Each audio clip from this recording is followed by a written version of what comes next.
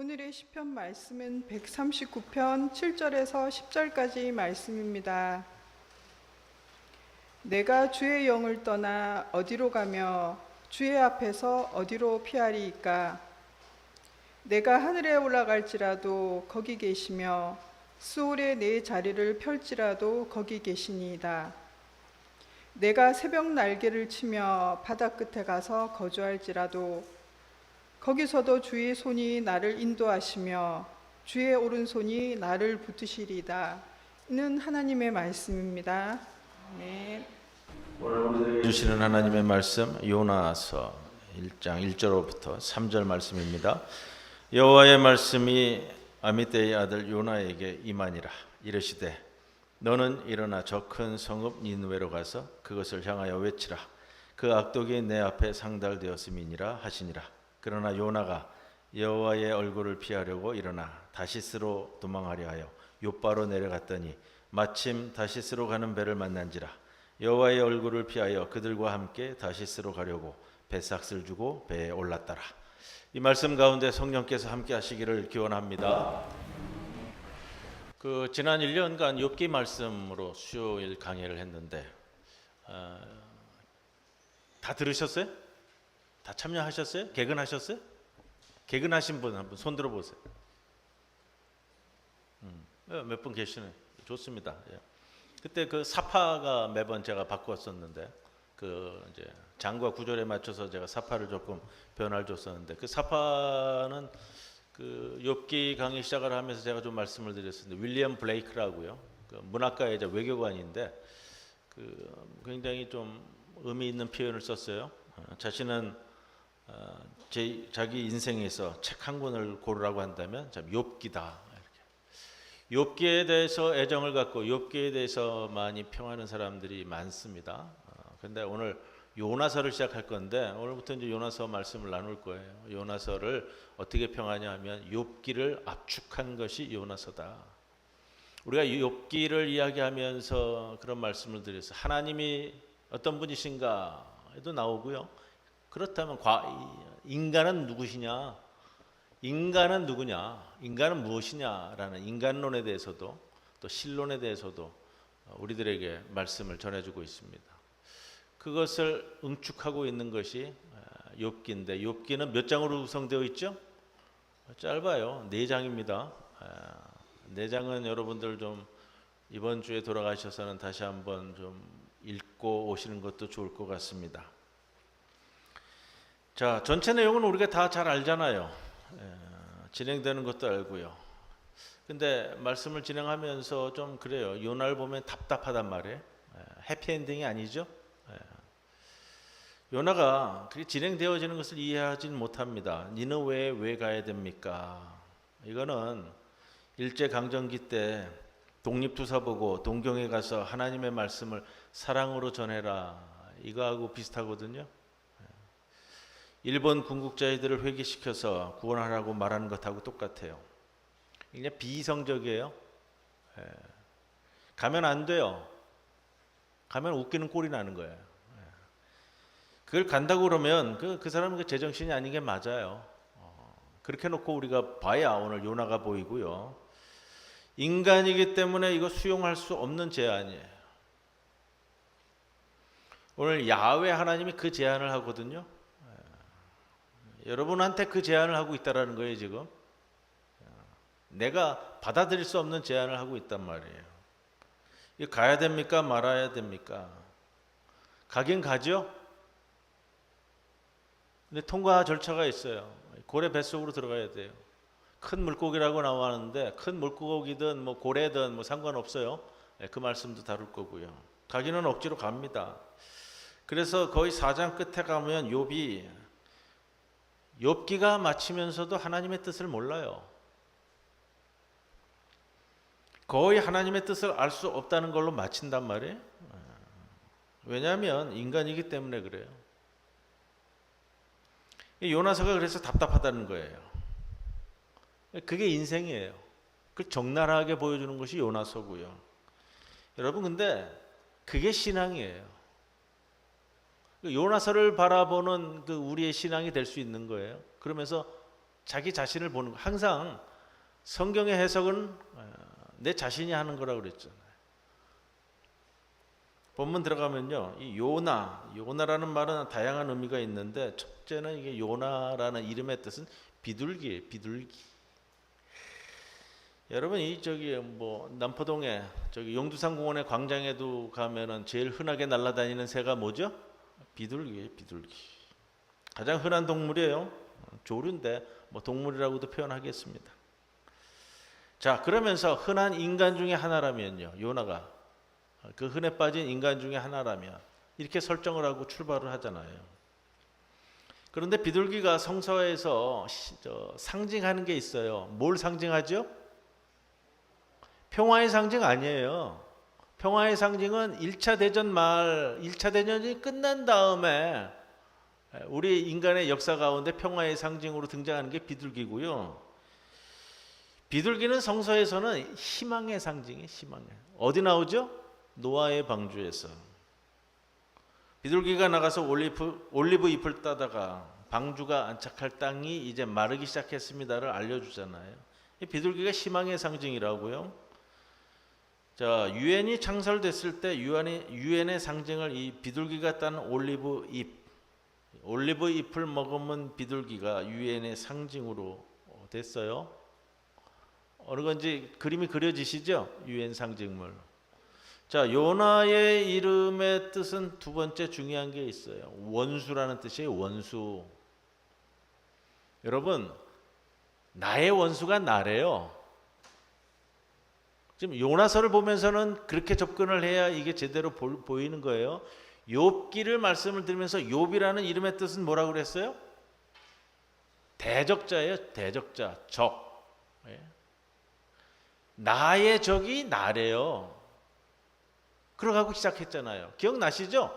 우리 개근하신 분들은. 욥기가 함축하고 있는 것들이 참 많은데, 자, 오늘 3절까지의 말씀을 나누는데 요나가 어느 날 하나님의 부르심을 받아요. 근데 여호와의 얼굴을 피하여 도망갔다 그래요.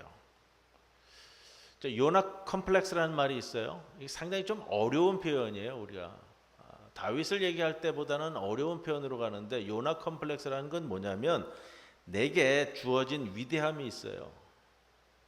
내가 가진 달란트가 커요.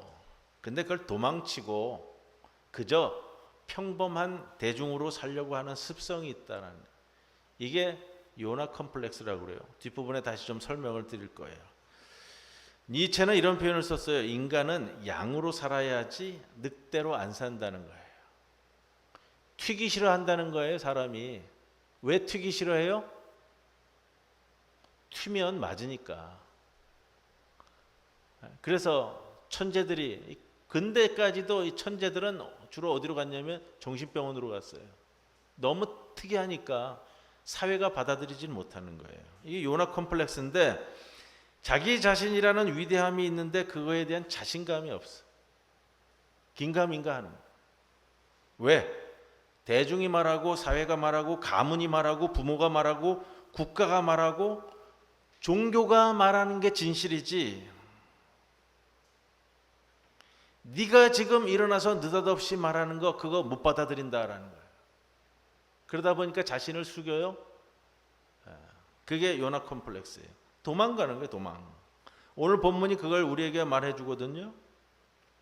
요나서 하면 마지막에 가면 우리가 흔히 결론 내리면서 얘기하는 게 그거잖아요. 유니버셜리즘. 뭐냐? 하나님은 이스라엘 민족 한 민족의 하나님만이 아니라 하나님은 니느웨의 하나님이기도 하다. 이방인의 하나님이기도 하다.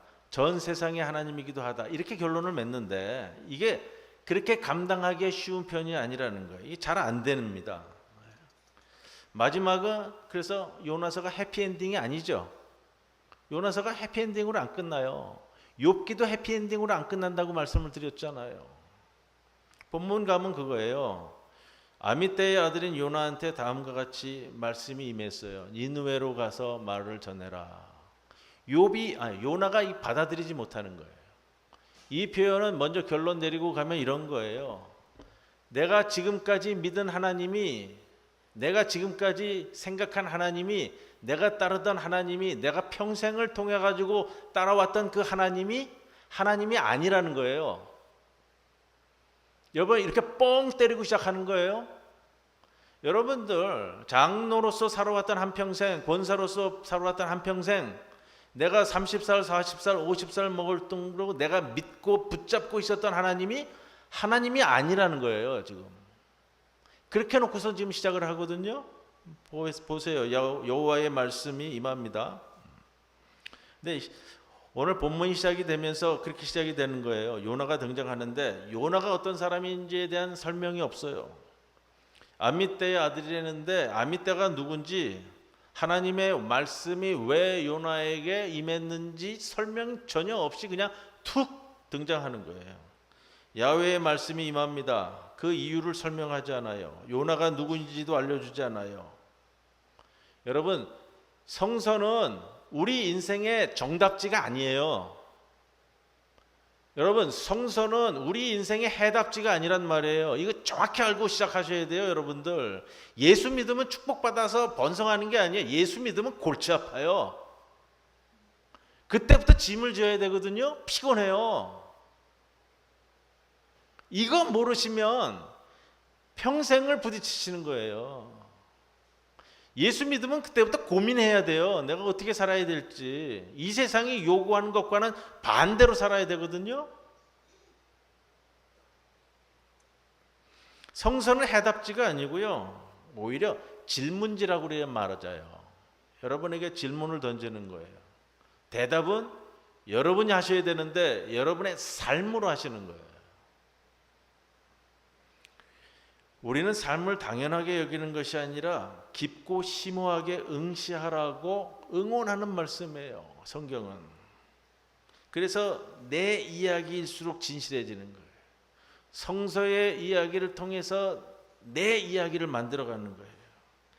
여러분의 삶을 접목시켜야지만 성서가 비로소 성서가 되는 거예요. 글로 써져 있는 거는 그냥 10%예요.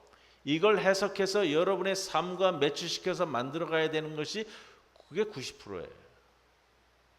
아미떼의 아들이래요. 아미떼라는 이름의 뜻은 뭐냐면 진리란 뜻이에요. 진실이란 뜻이에요. 자, 아미떼의 아들 요나, 그러면 진실의 아들 요나예요. 제가 질문을 드릴게요. 무슨 의미인지 어떤 뉘앙스인지 추론해 보시는 거예요. 자, 정의의 아들 홍길동, 평화의 아들 박문수, 통일의 아들 문익환, 자유의 아들 김막동. 뉘앙스가 오죠? 그럼 진리의 아들 요나는요? 자, 이렇게 접근이 돼야 성서 해석이 다가간단 말이에요. 아미떼의 아들이에요. 진리의 아들이래요. 진리의 아들인데 이름이 요나예요. 비둘기, 희망이란 말이에요. 요나가 평생을 살아오면서 진리의 아들로 살아왔대요. 자신이 교육받은 세상이 진리예요. 자신이 알고 있는 세계가 진리예요. 내가 믿는 하나님이 진리예요. 지금부터 2600년 전, 기원전 600년 전. 이거 뭐냐? 내가 알고 내가 믿는, 내가 경험한 세계. 그가 진리라고 하는 아버지의 아들, 그 산물로서 그 사람의 아들 요나가 살아왔는데, 그 요나가 뭐 별것 있겠어요? 별것 없어요. 진리라고 여기는 걸 교육받으며 그냥 그렇게 고리타분한 삶을 살아왔어요. 그거를 하나님께서 요구하시는 거예요. 여호와의 말씀이 임했다. 성서 원문을 보면요, 어떻게 시작하냐면 우리 본문은 여호와의 말씀이 아미떼의 아들 쭉 해서 진행이 되는데, 성서 본문은 임했다, 말씀이 여호와의, 이렇게 하고 1장 1절이 시작이 되거든요. 이건 뭐냐? 내 삶에 있어서 내가 새로운 삶을 살겠다고 결정을 한 순간 이제 하늘이 열리는 거예요. 인간에게 그게 느닷없이 임해요. 느닷없이 임하는 거는 진리가 남들이 만들어 놓은 교회와 성전과 경전에 있다라는 것이 아니고요. 여러분, 진리가 유명한 신학자나 목회자나 기독교 방송에 있다고 생각하며 살다가 갑자기 그의 마음속에 새로운 삶을 살겠다는 욕망이 생겨나는 거예요. 이게 하나님의 말씀이 임했다라는 거예요. 하나님의 말씀이 임할 때는 직접 말씀이 임할 수도 있고요. 내면에 잠재된 성령의 움직임에 여러분 울컥 튀어오르는 거예요. 내가 지금껏 살아온 게 이게 아니다. 니느웨로 가라는 말씀이 울컥 올라오는 거예요. 그걸 은유적으로 이렇게 번역하고 있어요. 야훼의 말씀이 임했다. 야훼의 말씀이 임했다 하고 있어요. 엘로힘이 아니고 야훼라는 말씀을 써요. 엘로힘이라고 쓸 경우에는 지난주에도 어느 장로님이 저한테 그걸 문의하셨는데 일반 명사예요. 엘로힘 그러면 하나님, 신. 우리가 지난주에 그 모세의 장인 이드로가 제사장이었다고 그러니까 이드로가 하나님을 믿었습니까? 왜냐하면 출애굽기에서도 모세를 통해서 하나님이 계속해서 반복하는 말씀이 내가 너희의 하나님임을 알게 하리라. 계속 반복되는 표현이잖아요. 모세도 몰랐잖아요. 모세도 하나님이 모르니까 당신이 누구냐고 묻잖아요. 이드로는요. 그러면 양심에 따라서 이드로는 그때 야훼라는 표현을 쓰는 게 아니라 엘로힘이라는 표현을 쓰는 거예요. 일반 명사인 신을. 그리고 모세가 하나님에 대해서 당신이 누구냐고 물어봤을 때에 야훼라는 신명이 나오는 거예요. 신명의 이름이 많죠. 우리는 뭐라고 불러요? 하나님이라고 부르잖아요. 그러면 야훼하고 하나님하고 같은 거예요? 다른 거예요? 아프리카에 가니까 키스와힐리어로 이 기쿠유 부족은 은가이로 은가이. 하나님을 은가이라고 그래요. 은가이. 앞에 N자는 은가이라고 안 하더라고. 은가이. 우리 저 축구 선수 중에 지금 레알 마드리드로 갔는데 이전에 뭐 우리 저기 파리 생제르맹에 있었던 유명한 축구 선수 있죠. 이름이 뭐예요? 음바페잖아요. 음바페. 근데 음바페 우리말로 하면 음바페 그러는데 음바페예요. 이게 아프리카어 표현이에요. 음바페. 마사이족도 하나님을 은가이라고 해요. 은가이하고 하나님하고 영어로 같하고 야훼하고 같은 거예요? 다른 거예요? 야훼의 말씀이 임했습니다. 제가 꼭 대답 안 해도 되죠? 설교 끝나고 나면은 어느 분이 와서 묻더라고요. 왜 묻고서는 왜 정답을 말씀을 안 하시냐고. 정답이 필요한 게 아니잖아요, 지금. 여러분이 생각하시는 거예요. 야훼는 생명의 생명, 죽음을 일으키는 생명, 내 가운데 계시는 하나님.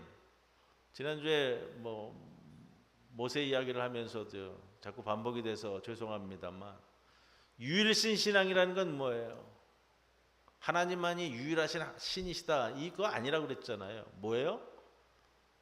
내 고통, 내 울부짖음을 듣는 하나님이 있는데 그 하나님이 야훼 하나님이다라는 그게 유일신 신앙이에요. 말씀이 임했어요. 문자, 글자가 아니고요. 그리면서 말이면서 그 말씀이라는 건 임하는 행위예요. 행위. 그래서 요한복음에 오면 말씀이 육신이 되셔서 이 땅에 오셨다. 요한복음서 기자가 우리에게 전해주는 표현이에요. 우리가 눈을 뜨지 못하는 거예요. 그런데 야훼의 말씀, 생명의 말씀, 생명이 만물에 깃들어 있는 말씀이 요나에게 보이기 시작했다라는 거예요. 그게 눈이 떠지는 거예요. 그게 여호와의 말씀이 임하는 거예요. 요나가 어떤 상태였습니까? 그의 아버지가 있는데 그 아버지가 진리라고 믿고 살아왔어요. 아미떼의 아들이래요. 아버지가 경험한 세계가 진리라고 생각하고 사는 요나한테 생명의 말씀, 야훼 하나님의 말씀이 임했대요. 그게 보이기 시작하는 거예요. 우리가 왜 성경을 그래서 묵상하느냐? 성경을 통해서 우리 삶에서 바로 그 신비와 환희를 경험하기 위해 하는 거예요. 엘로힘, 하나님이라는 것은 좀 추상적인 표현이에요. 일반 명사로 쓰이면서 야훼는 구체적인 표현으로 우리에게 다가오는 하나님이에요. 야훼의 말씀이 왔다고 그랬어요. 말씀이라는 게 뭐냐? 말, 단어, 표현만 얘기하는 것이 아니라 행위라는 뜻도 있어요. 행위. 그러니까 이 구절은 야훼의 행위가 요나에게 임했다라고 번역해도 무리가 되지 않아요. 말씀 행위예요. 그러니까 이 말이라는 것이 내 안에 들어오면, 행위가 들어오면 내가 변하는 거예요. 요한복음 1장 1절에도 최초에 무엇이 있었다고 했어요? 말씀이 있었다. 로고스가 있었다고 했어요. 이 말씀은 말이 아니에요. 그냥 자신의 아버지가 진리라고 생각했던, 자신의 경험한 세계가 진리라고 생각했던 아미떼의 추종자인 요나에게 여호와의 생명의 말씀이 임했다는 거예요. 요나가 과연 내 삶의 원수가 내가 돼서 희망의 올리브 잎을 갖고 올 것인가, 그 문제거든요. 2절 보겠습니다. 그리고 하는 말이, 하나님께서 하신 말씀이 좀 이렇게 좀 무서워요. 강압적이에요. 자, 잔말 말고 이렇게 하라는 거예요.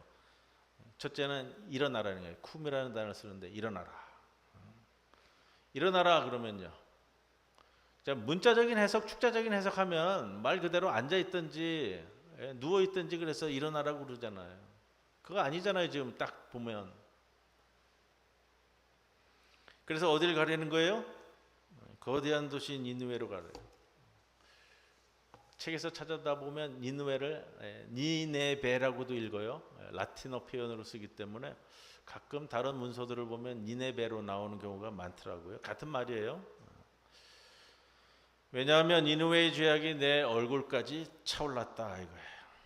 이게 너무 이율배반적이고 좀 반어적인 표현이에요. 요나한테는 불가능한 주문이라는 거예요. 왜 니느웨의 운명이 요나하고 관계됐습니까? 철천지 원수지간인데 가면 안 돼요. 그런데 꿈을 대지 말고 자리에서 일어나. 그리고 얘기하는 것이 가라는 거예요. 가라. 일어나라. 가라. 이게 이 표현의 처음 시작이에요.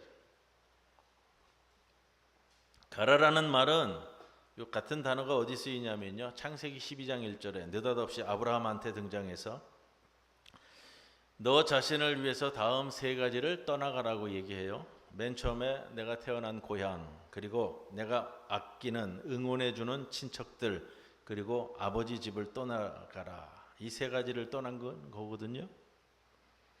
근데 요나에서는 이게 좀 더 나아가요. 창세기보다 더 나가는데 그걸 떠나가는 건 말도 안 하고 12장 1절에서는 그래도 어디로 가라 그래요? 지시할 땅으로 가라 그래요. 그것도 애매하지만 그래도 지시할 땅이라는 게 있어요. 좀 궁금하기도 하고 안 보여주지만 이 표현은 여행을 떠날 아브라함이 승복하느냐 안 하느냐 거기에 달려 있는데 요나에게 가라는 것은 뭐냐면 갈 수 없는 땅으로 가래요. 지금 이 표현이에요. 갈 수 없는 땅이에요. 가서는 안 될 땅이라는 거예요. 이게 요나서가 달라요. 니느웨로 가라는데 니느웨는 가서는 안 돼요. 갈 수도 없고요. 명분도 없어요. 뜻도 없어요. 왜 니느웨로 가라 그럴까? 뭐 상징적인 표현으로는 그 표현도 쓰더라고요. 니느웨라는 말 자체가요, 이 물고기 도시예요. 물고기 도시. 티그리스강 연안에 있는데 큰 물고기 고래하고도 연관돼 있어요. 아마 강하고 같이 돌아갔던 예전에 물에 잠기기도 했던 도시지 않느냐 이런 표현을 쓰는데 이거는 이 고대 근동 지역의 신화하고 관계가 돼요. 이 물고기라는 것은, 물이라는 것은 욥기 강해에서 그런 말씀을 드렸어요. 바다가 나오고 물이 나오면 혼돈을 상징한다고요. 이게 성서에서 일반적인 상징이거든요. 신약 성경에 오면 예수님께서 바다를 잔잔케 하시잖아요. 바다는 상징적으로 항상 혼돈을 의미하는 표현이에요. 이게 고대 메소포타미아 지역의 신화에 근거하는 거란 말이에요. 바다의 신은 혼돈을 상징하는데 그 바다의 신을 억누르는 표현이 시편 기자가 많이 표현을 합니다.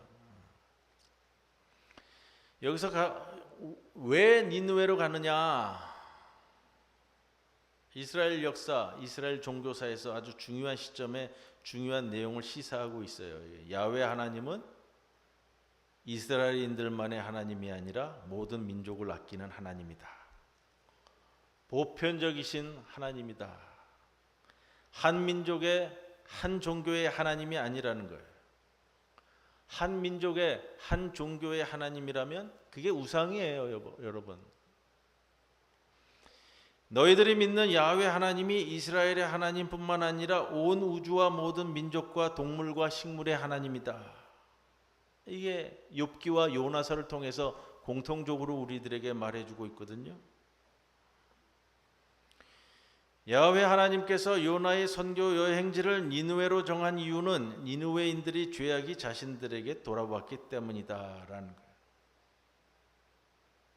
여러분, 니느웨인들의 악행, 니느웨인들의 죄악은 이거예요, 여러분. 당시에 이스라엘의 예언자나 유대인들의 관심 대상이 아니에요. 그거를 내가 신경 쓸 필요가 없는 거예요. 왜? 니느웨인들은 이 세상에서 사라져야 할 최악의 집단이기 때문에 내가 왜 그걸 신경 써? 우리나라를 침략해서 망하게 한 나라인데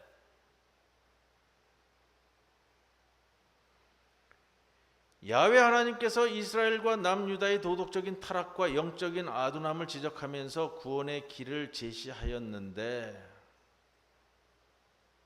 요나가 들을 때에 니느웨로 가서 복음을 전하라는 것은 터무니가 없는 거예요. 터무니가. 내가 평생 붙들고 온 하나님의 개념에서는 그것이 있을 수 없는 일이에요. 내가 평생 믿어온 하나님, 내가 붙들고 있는 내 신앙, 내 신학의 바탕 위에서는 니느웨로 간다는 것은 도저히 상상할 수 없는 일이라는 거예요.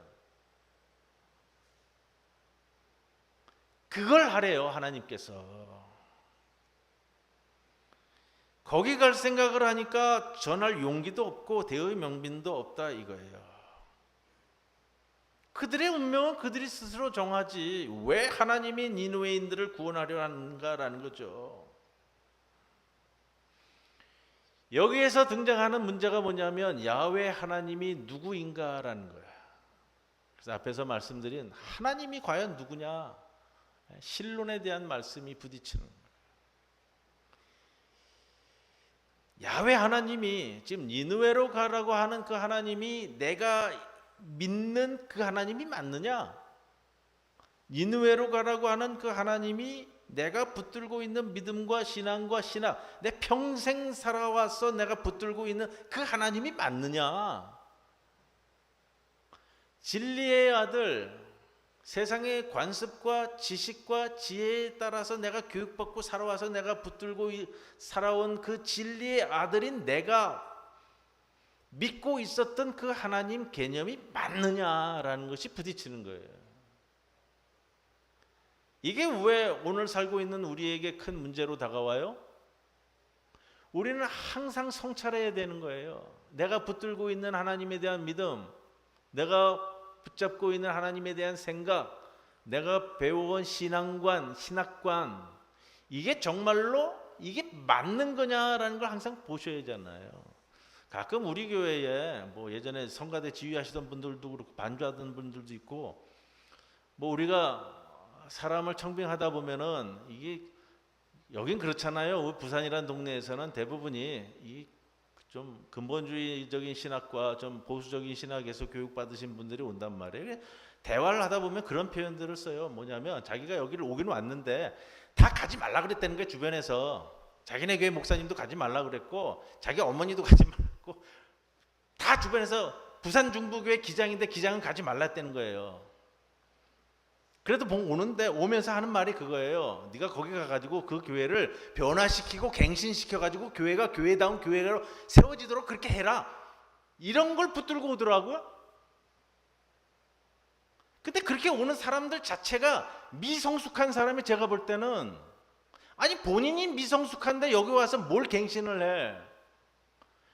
그렇게 지도를 하면 안 되고 네가 거기 가서 그 교회가 이루어갔던 것들을 보면서 그 교회와 잘 화합해서 아름다운 일들을 더 크게 만들어갈 것이 무엇인지를 찾고 노력하도록 해라. 이렇게 가이드를 해줘야 되는 거예요. 여러분, 우리나라에서 교단에서 해외 선교사를 파송해가지고 오해되는 것들이 있어요. 내가 해외 선교사로 가서 그 아프리카 사람들에게, 동남아 사람들한테 하나님을 전하고 복음을 전하고 이런 식 사고방식을 갖는 접근을 한다고요? 그거 아니에요. 하나님은 이미 2000년 전, 3000년 전부터 그 땅에 역사해 오셨어요. 그 역사해 온 가운데 내가 선교사로 가서 그들에게 어떤 더 큰 도움을 줄 수 있는가를 찾는 거예요. 그래서 우리 교단은 해외 선교사 명칭이 뭐예요? 국제협력 선교 동역자, 이게 정식 명칭이에요. 선교사라고 안 해요.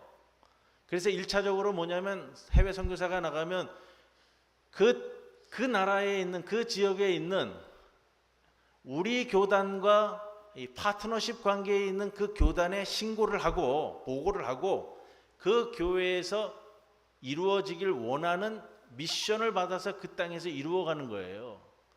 우리 교단의 해외 선교사 체제는 그렇게 되어져 있어요. 내가 그냥 가가지고 맨 땅에 헤딩하듯이 그렇게 하지 말고 그쪽 교단의 협력 관계를 통해서 이루어가는 거예요. 내가 이해한 존재가 그 하나님이 맞느냐, 내가 생각으로 가둘 수 있는 존재는 혹시 아니냐, 근본적인 질문을 묻는 거예요. 이게 욥기에 등장하는 신의 본질에 대한 질문이기도 하고요. 그걸 응축해서 나타나고 있는 지금 요나의 표현이기도 해요. 요나가 내가 믿는 하나님이 내가 속한 유대인들의 이익을 대변하고 있는 허수아비쯤으로 여기고 있는 것은 아니냐. 만일 하나님이 존재한다면 그 하나님은 종교인들만의 하나님은 아닌가. 예수님 시대에 하나님은 성전에 계시는 제사장에 의해서 예배가 되어지고 제사장에 의해서 구원이 이루어지는, 화목제가 이루어지고 번제를 통해서 성전에서 구원이 이루어지는. 그래서 우리가 지난 수련회 때 나눈 말씀이 뭐예요? 예수의 식탁. 예수의 구원은 어디에서 이루어졌어요? 식탁 자리에서 이루어졌어요. 식탁 자리에서. 성전이 아니라 길바닥에서, 성전이 아니라 시장 바닥에서 구원이 이루어지잖아요.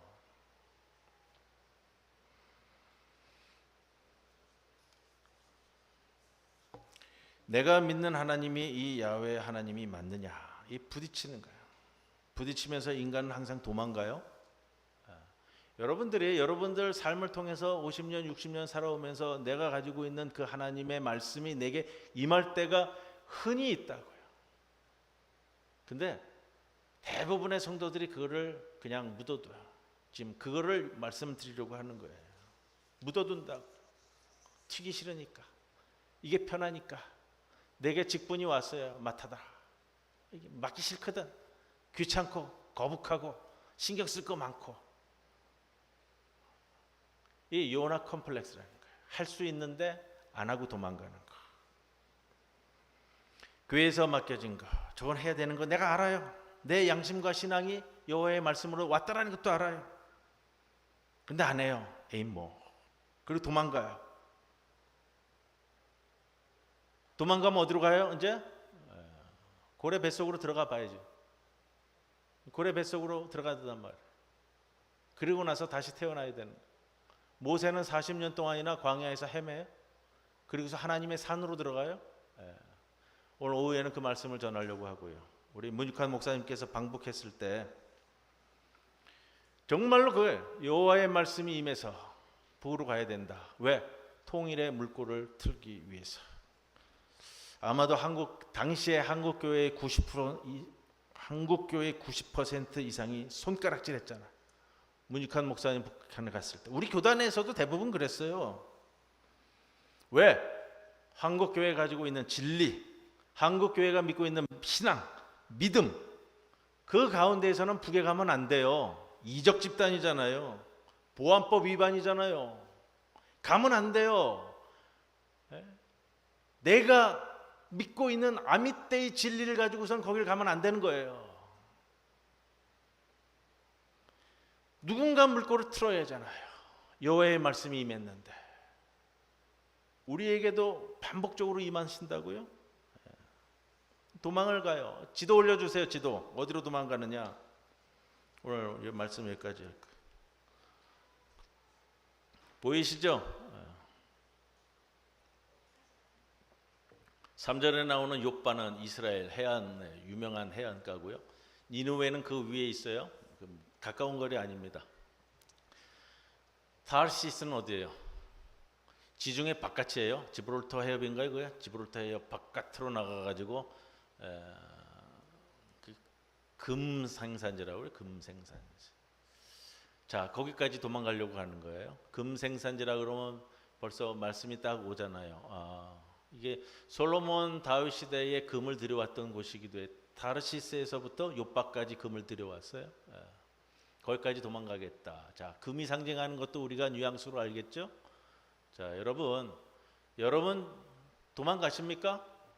여러분의 신앙 가운데 도망가시면 이제 우리가 성경을 보면서 그런 생각을 갖게 되는 거예요. 고래 뱃속에 들어가야 되는구나. 이게 나의 삶의 순차적인 것이다. 자, 뭐 결론적인 것은 뭐 지금 요나서를 한 서너 번 하려고 지금 준비 중에 있으니까요. 여러분 보시면서 여호와의 말씀이 내게 임했을 때 여러분은 어디로 도망가십니까? 내가 어디로 도망갔더라? 한번 일주일 동안 고민해 보세요. 나는 여호와의 말씀이 임한 적이 없어라고 하는 사람은 없을 거예요. 임한 적이 없어요 하는 사람은 없다. 나는 항상 도망갔어요. 어디로 도망갔었는가? 찾으시면서 일주일 말씀 묵상하기를 주님의 이름으로 간절히 권면을 드립니다. 고마우신 아버지 하나님, 오늘도 저희들 주님의 말씀 가운데 불러주시고 말씀을 조차 우리의 삶을 살피게 하심을 감사드립니다. 아미떼의 아들 요나, 내가 진리라고 여기며 붙들고 평생을 살아온 요나에게 갈 수도 없고 가서도 안 되고 가기 싫은 니느웨로 불림을 받았을 때 도망가는 요나를 살펴보며 나의 도망길은 어디였는가 살피는 앞으로의 한 주간이 되게 하옵소서. 예수님의 이름으로 기도드리옵나이다. 아멘.